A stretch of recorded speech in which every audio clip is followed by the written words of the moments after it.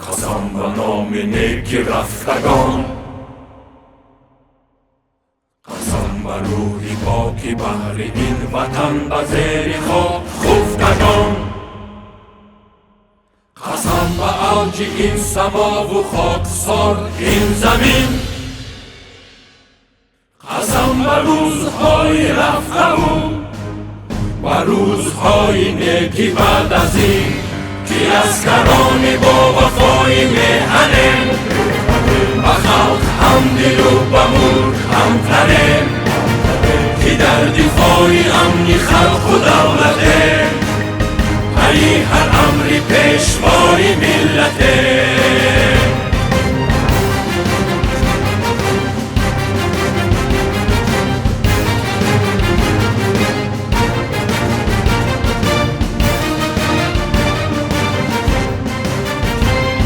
قسم به آرزوی پر امید مادران،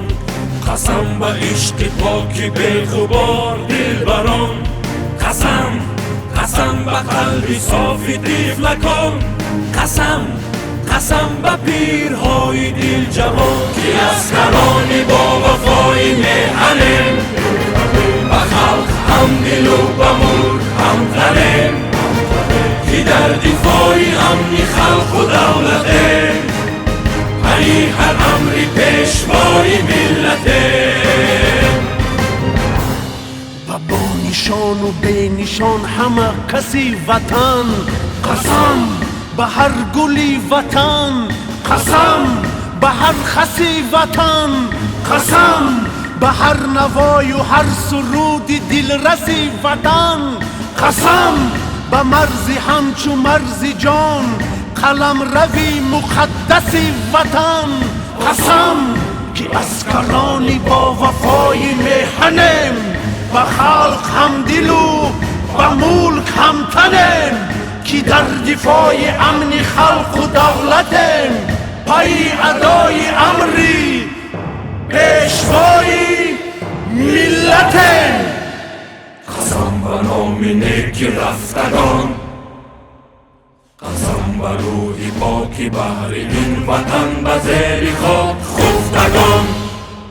قسم به آرزوی پر امید مادران، قسم به عشق پاکی بی‌غبار دلبران،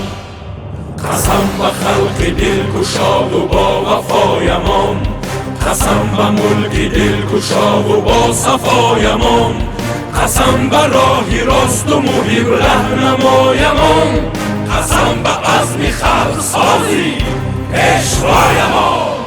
که اسکران با وفای میهنیم، به خلق هم دل و به ملک هم تنیم،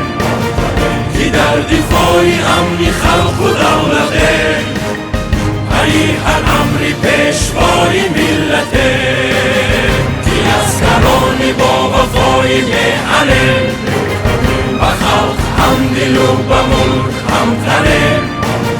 که در دفاع امن خلق و دولتیم، پی هر امر